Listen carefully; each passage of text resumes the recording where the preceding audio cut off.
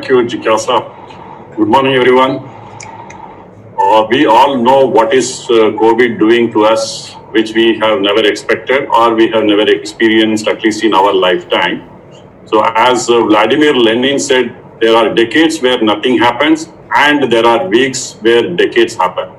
That is what we are going through, because we don't know when it is going to end, what will be the repercussions. Every day we get a different data points which are not very positive. Though the trends, the recovery trend for the economy is positive becoming. For example, we had in Q1, the GDP shrink was at 23.9%, and now it is likely to be the average out for the year is likely to be minus 10%, let us say. So this is a positive sign. We have to look at it. And this pandemic also gives us or thrown out a lot of opportunities which we need to explore and capitalize it. That is what the situation is. So we have got a very esteemed panelist. 3 of the panelists are there. I'm happy to interact with them and interact with you. The first thing that we should approach, in my view, is that keeping in view the new developments, what should be the organization's outlook, the new outlook, let us say, and what are the practices that we should develop it under the changed environment. May I start with Shaista, please?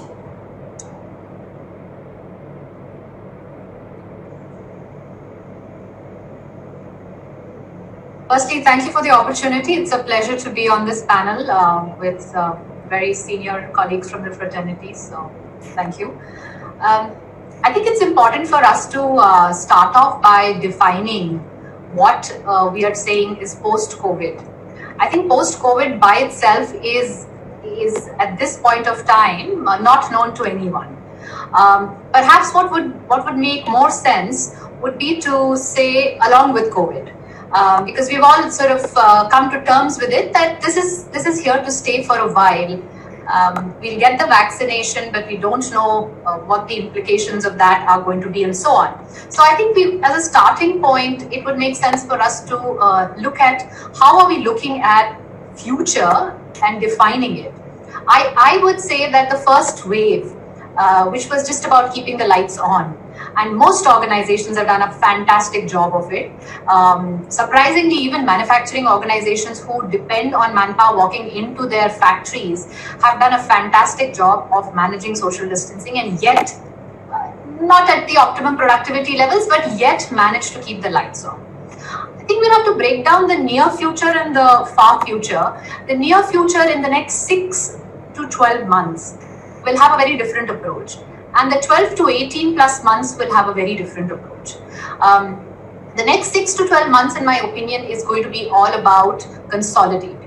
It's going to be trying to get to what we were pre-COVID hit us, at least getting to that threshold level. That will be very important. And the element, and then going forward would be a reinvention phase, really, right? You know, if you're redefining your strategies, redefining how you're looking at the markets, and redefining how you're looking at your customers, and most importantly, the implication that the larger, big, decisions that we're going to take regarding our employees. Today, it is all. If you ask me in one sentence, and we are on a HR tech panel. As cliche as it may sound, technology has become the HR's best friend in this pandemic. It's only because of technology that we are, I don't know which states we are in right now, but we are connected and we are talking here today.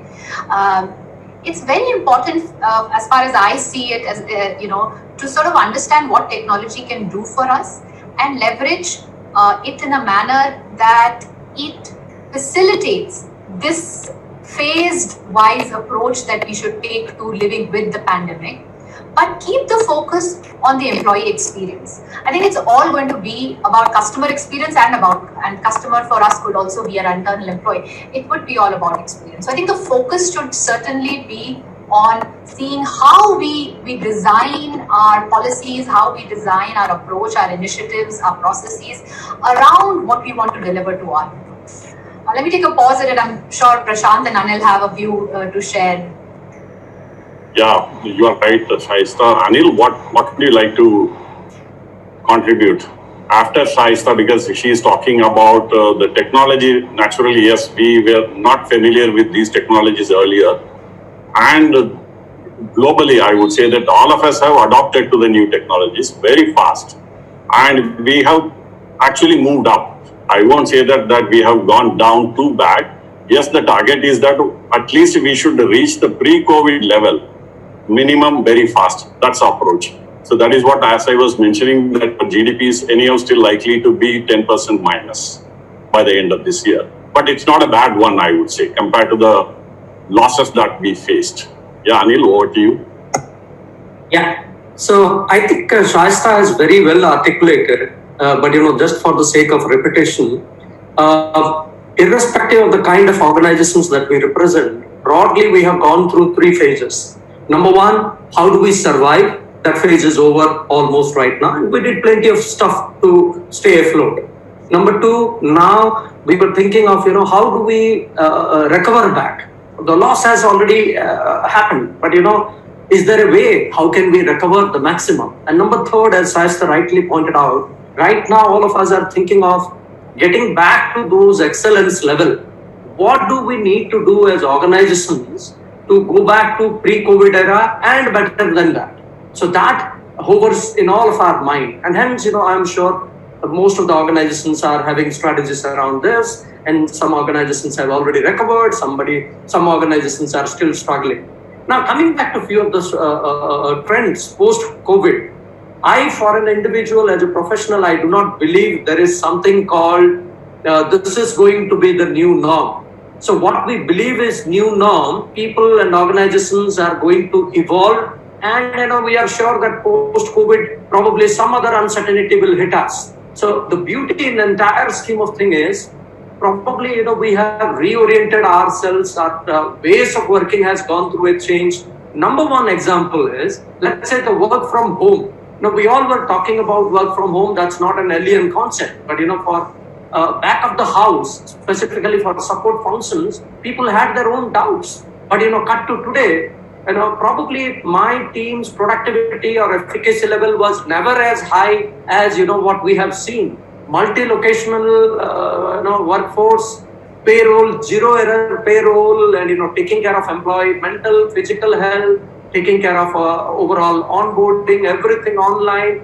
I mean, what else can people really ask for? So that has changed the mindset. Third thing, if I have to believe, what WHO report says, the virus is here to stay, and hence, we do not have any other way out but to find out ways to peacefully coexist with the virus. And for that, social distancing and other thing will continue, but we need to also have reorient our overall business processes. Fourth trend, and after that I will take a pause. Fourth trend is, if you look at overall composition of our workforce, I strongly believe gig workforce and gig economy is going to be very, very big. It's already, the great news is India already features amongst the top 3 nations who are extensively using gig economy after the US and China. Of course, Japan and Mexico are 4th and 5th. And then globally, it's a $4.5 trillion business. And in India, we are going to touch $4.5 billion in the next 1 year. And it is also estimated that 700 million workforce is going to join in the next 1 year in India alone. So that makes me believe gig assignments. So the overall concept of employment, full-time jobs will further diminish. There is nothing called, government jobs as such is on a decline. What is going to emerge is gig assignment, precisely for 2 reasons: that, there is plenty of impact for senior folks who are already experienced. They are prone to job losses and they are available in the market.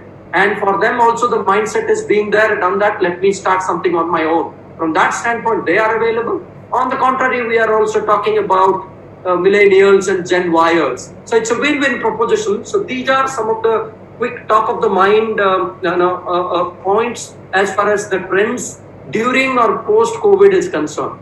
That's how I look at it. Over to you. Yeah, great, Anil. Since you touched WHO, I was reading a report. They are saying that probably there are about millions of viruses globally there. Out of that, they have identified about 3,000 odd viruses. So we don't know which virus is going to hit us next. Probably this is like this COVID-19 is like a vaccine for us, let us say, for how to work during those environment. Yeah. Right, Anil. Prashant, can we move over to you, please? Thanks, Siddharthan. And the challenge when you're put up against stalwarts is that you're really left with nothing to say. But I think what Shaista and Anil both have said, makes so much sense. And let me try and bring in keeping the big opportunity, what the session is all about. I think what's really happened, completely agreeing with Shaista and Anil, is that, like it or not, but everybody and globally, we've moved about 5 years ahead into the future. Things where many of us question. For example, work from home. Some companies had adapted to it well enough, some time ago. Some companies still continue to struggle. Frontline staff, we're a selling organization. How can we work from home? And I'm one of those organizations, Max Life Insurance, where we have about 15,000 people on roll and about another 70,000 odd agents. Primarily, how do they sell? It's face to face with the customer. And about 4 or 5 months ago, we had to adapt, the digital. The good thing is that not only are we, in line with what we did last year, but we started showing growth now. So one of those few organizations was actually on a upward spiral. But how's that been possible? Like Shaista said, technology. Let me bring in a context, over here. I think what's happened today is that everybody is now on the same page. We've moved closer to organizations we used to benchmark against. Okay, the Googles of the world, the Microsofts of the world. And why I say this is because today, organizations that took pride in becoming who they are because of their work culture, that work culture, may not be, unique anymore. Because today we're all at the same spot, at our homes, working for a cause of the company. If you had star performers who thrived because of the physical environment, well, that physical environment has dissipated today. If your work culture was dependent on the look and feel of how an office space, was, it's gone today. Real estate, moving forward, it's going to be a saving area for many organizations. So the good thing or the big opportunity for me today is that we're at the same page.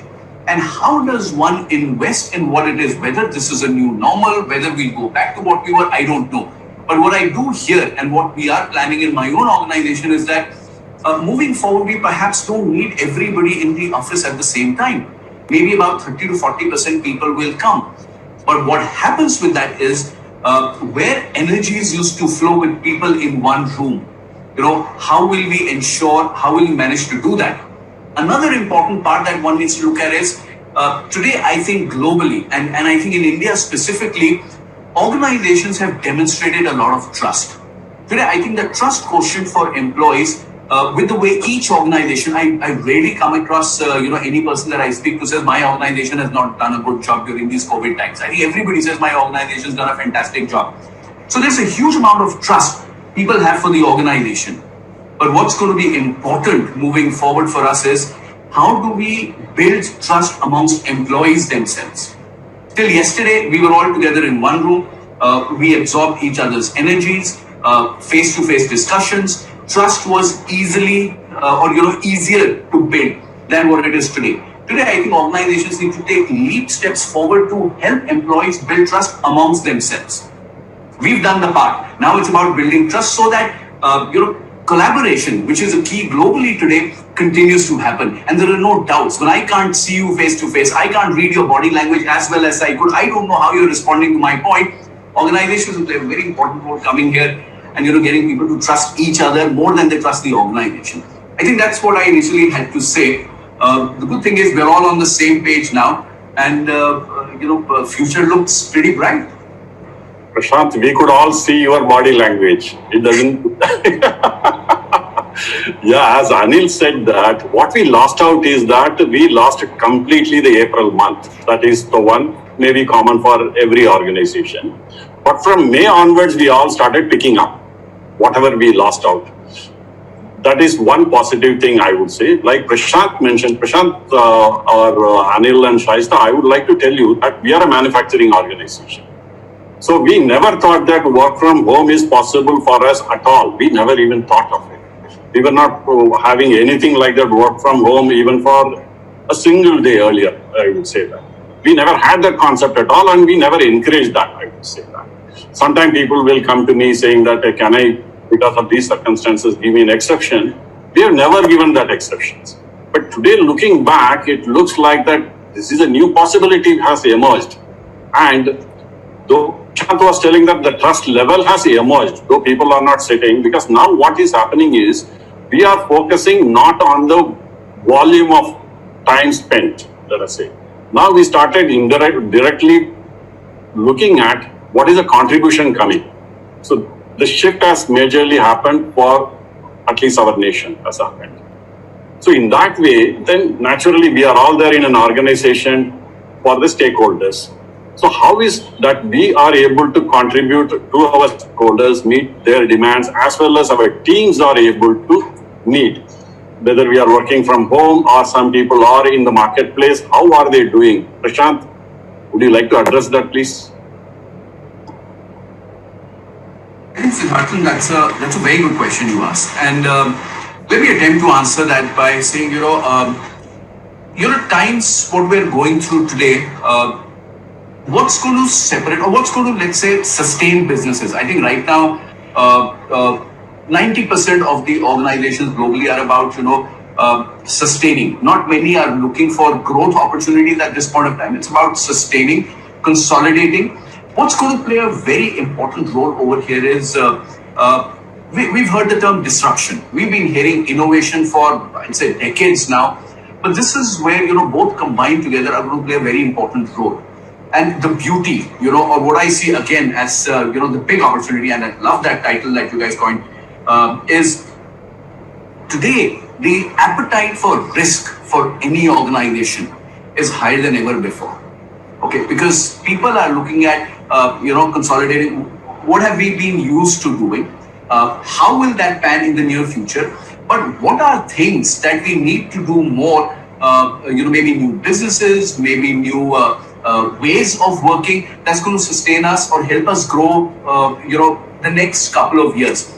And that ability to take risk, the ability to accept failure today for organizations is much higher than I've ever seen before. People are given far more autonomy in terms of, come forward with the idea. If you fail, it's all right, because you never know. We're all learning. Right now there is no expert in the world who has figured out that this is the way, we'll succeed in COVID times. People are learning on the go. So two things, innovation and disruption continue to play a role. The risk appetite for organizations and their ability to get people to come forward without fear of failure is the key for me. Great, Prashant. Anil, what would you like to say? Yeah, could not agree more to what Prashant said. Any kind of a difficult time, challenging time is also a great opportunity for organizations to innovate. Yeah, from that standpoint, I have seen in my experience, hospitality, aviation sector, or probably travel industry, each are the sectors who have been significantly impacted and negatively impacted. Having said that, there are organizations who are consolidating, who are on a high growth trajectory.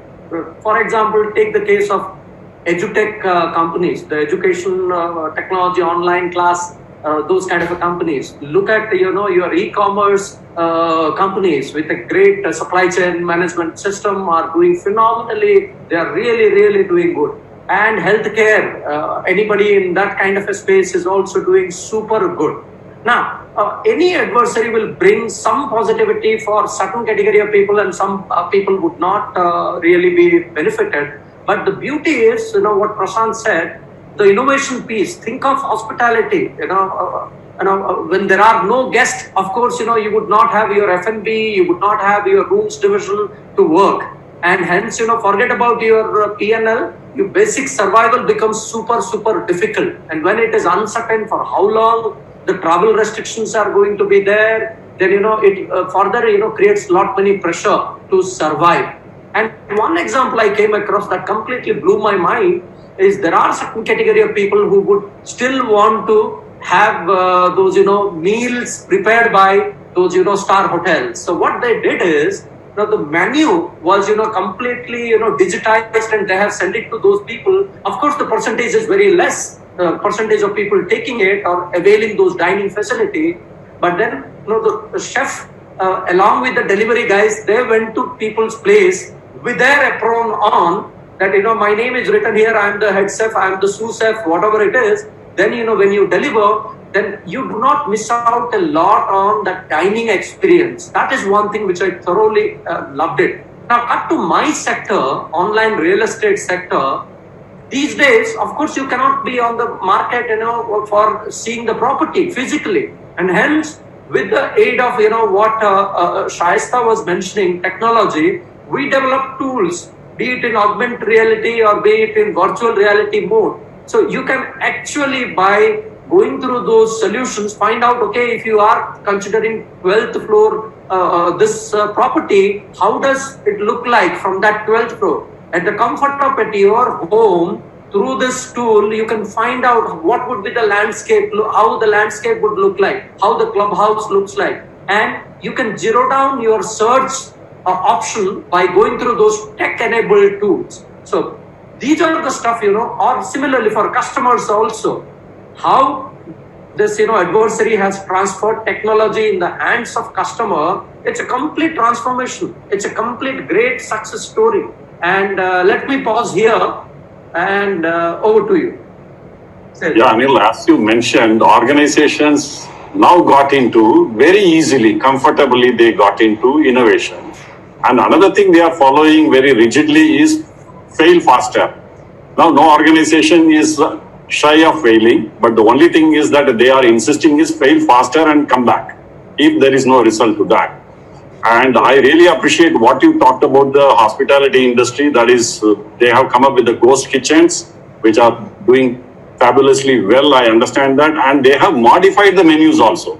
They have come out with some of the menus will not be comfortable when it is taken to your home. So they dropped some of the things. They have introduced some of the new part into the menu like that they are doing. Similarly, I understand from my retail friends that there is a concept called dark store. Like this ghost kitchen, they have started introducing that. So it's a existing concept, but not very much practiced, but they are now bringing it back into the practice. Yeah, these are all the very great innovations or some of the things which are forgotten, like a dark stores. Concept existing, but reintroduced, you can say like that. Yeah, Shaista, what are your thoughts, please? I think, I'm going to pick up from what Prashant said earlier, that we've been fast forwarded into the future. What we were trying to do from a push medium has suddenly become a pull medium. People are suddenly asking, we want more online training, when they were always averse to, attending these. People are saying work from home has just been adopted like so easily without any hiccups. Of course, like you said, April was a month, but I'd like to present a slightly contrarian view here. To my opinion, and I'm an out and out optimist, but I'm also a realist in that sense. So I think, it is human nature. Whenever push comes to shove, we figure it out, irrespective. And history is, has tons of examples of how the human spirit has triumphed, irrespective of what has been the circumstance. My sense is that while our energies are in the right direction, the recovery is not all that rosy. I mean, it's showing signs, but even, considering a country which is -10, is not all that a matter of pride, to be very honest. However, I think, if I was to tie this up with the question you asked is what is it that we could do for our stakeholders? I think if you look at, and let's just break it down into business and employees, given we're on an HR platform. I think the business is always about, how do I continue to increase my share value? If that is the focus, the good part is we are hearing from leadership that today keep keep my people healthy, keep my people mentally, physically well, ensure that we can tide over this together. It's been a great leveler of sorts. As was spoken earlier, we've picked up on what the market leaders used to do. But I think there are three, and then on the on the employee side also, the kind of commitment that we are coming back from our employees is also very, very commendable. It's not been easy. It's easy for us to say that, working from home, but not everybody can work from home. Yeah. You have your domestic responsibilities, you have your family responsibilities, and a lot of population in India is migratory. So they come to big cities to work, and they share, like there are 4 people sharing one room. There's no privacy. For them, it was all about coming to that really nice air-conditioned office. The food was very engaging. The audience or the people that they were with was very engaging because it was mentally always challenging them to be better. So it was a sense of achievement. Now, what you have done is you have taken away, when I say you, COVID has taken away all those anchors that existed. Prashant, you alluded to this earlier. All those anchors of good office infrastructure, intellectual conversations with colleagues, peer learning, which is a big miss right now. So I think there are things that are fundamentally missing, right? Now, I believe that there are 3 categories of organizations that are out there right now. So there are the first category, and I'll start with the bottom, let's say A, B, and C. So I would say the C category, let's call it conscious category, or the conscious C category, is those who are waiting, who are saying, okay, let's do a little bit what we have to do, but let's wait because, ye to khatam ho jayega. This is going to pass and we will figure it out as well. The others are keeping themselves, the B category, they are borderline. They're staying on the fence. They're saying, okay, let somebody else try it out, fail, and then we will copy. And then there are the alpha companies, which I believe are the A category companies, which are fundamentally going out there and experimenting. They're taking risks. They are failing fast, reinventing, adopting newer ways of doing work. And those are the ones who are likely to tide over this much faster as compared to the borderline cases or the conscious company cases. And I firmly believe that. Now, the challenge with the borderliners is going to be when they try and copy the alphas, suddenly the situation would have changed. So the realities of what worked for alphas may or may not work for your borderline cases. But, the big question today is upon the leadership. What is leadership really going to be? And I've spent most of my career in that space. And for the longest time, the litmus question used to be, your past performance is an indicator of your potential future success. And it was universally accepted rule. Today, nobody has, COVID never came with a user manual. So the challenge on leadership has become phenomenal. And to come back to the question you said, it is upon the leaders. So we are pivoting upon the leaders to take care of both the employee, the organization, and customer, and therefore still continue to generate value for all of these as we go forward. Prashant, the point around trust was beautiful. I think this is just so critical in today's day and time, especially because we are in a virtual environment. The element of trust with the organization, the transparency of decisions, and the trust that an employee and a customer can have on with the organizations, it has never ever been more important. And I cannot sort of take that away. I think that's just very, very powerful. And the ability to take risk, like I said, it will be those alpha organizations which will create value for their clients. It will create value for their customers and their employees, just because they are not looking at the short-term gains. They are trying to look at it more from how will we run with this and live with this, which is why in the beginning I was saying that it's not about post-COVID. It is about with COVID. What are the opportunities with COVID? And those opportunities will sort of open themselves up in phases as we sort of go forward. Let me take a pause here. Back to you, Siddhartha. Yeah, thanks a lot. We are reaching close to our timeline. It was really a privilege to interact with all 3 of you who are eminent. And what my learnings I take away is that yes, leadership plays a crucial role. So what is the change that has come into place and what is that leader has to do? And the trust has emerged as the biggest factor for all of us, in addition to the innovation. Thank you very much. Thanks a lot. Thank you so much for having us.